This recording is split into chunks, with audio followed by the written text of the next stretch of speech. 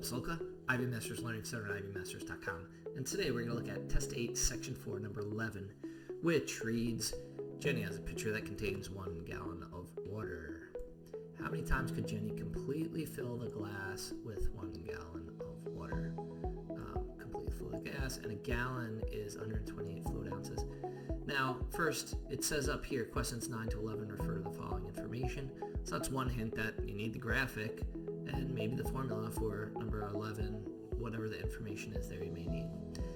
Also, you see this line at the bottom. That's another way that you know that this is paired. Notice you got a line with an arrow down up top. You got a line with an arrow up on the bottom. That's how you know that all that information in between is related. And down here it says the glass pictured above can hold a maximum volume of 473 cubic centimeters, which is approximately 16 fluid ounces.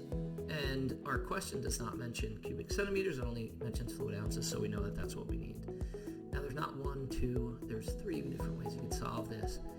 We could just divide, we could set up a proportion, we could also use something called stoichiometry. So dividing, and this is, if you know this is the simplest, easiest way to do it. If you've got 128 fluid ounces and each cup holds 16 fluid ounces, when you say divide, there's literally a relationship between what you're doing and what you're saying. How many 16 fluid ounce cups could you divide that 128 fluid ounces into? So simply put, you do 16 into 128 and you get 8, which is your answer. How else could you do it? You could do it like stoichiometry style, which would look like this. This is something you've done in chem or physics. It would be 1 glass. Now you can make a fraction with something whenever they're equal. 1 glass is 16 ounces.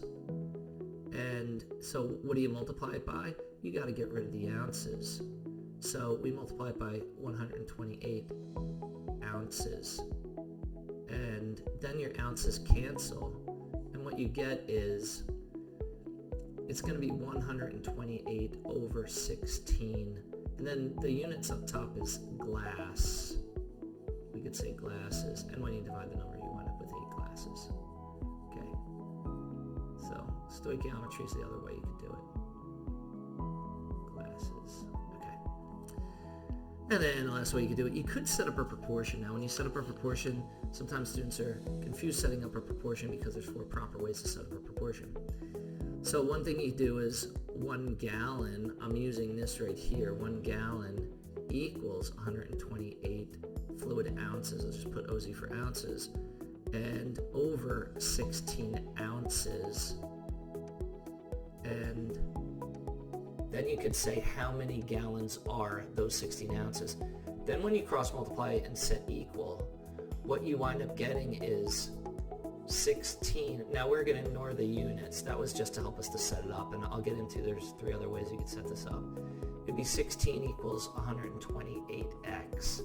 Now when you divide by 128, this cancels, and you get x equals 1 over 8. But then you got to think, what does that 1/8 mean?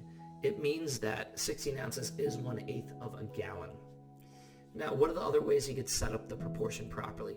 Now, we know we could set it up this way because these have a relationship. They're both ounces. These have a relationship because 1 gallon equals 128 ounces. This has a relationship because how many gallons equals 16 ounces.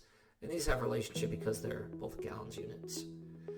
So another way to set this up, you could say how many gallons equals 16 ounces if 1 gallon equals 128 ounces. Still, when you cross multiply and set equal, you get 128x equals 16. The finish would be the same. Another way to set it up is 1 gallon is equal to 128 ounces. And then how many gallons is equal to 16 ounces. Same thing, when you cross multiply and set equal, you get 128x equals 16. Or you could flip this on its head, and you get 128 ounces is 1 gallon. And then 16 ounces is how many gallons. And then once again, when you cross multiply and set equal, you get 128x equals 16.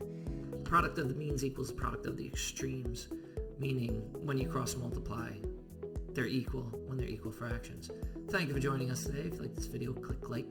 You can share it with someone who has trouble setting up proportions or doesn't know stoichiometry, or needs a simple solution to divide, the first one I showed. If there's any question you'd like to see answered from any official PSAT or SAT or ACT, leave that in the comments. I'd be happy to shoot a video on it.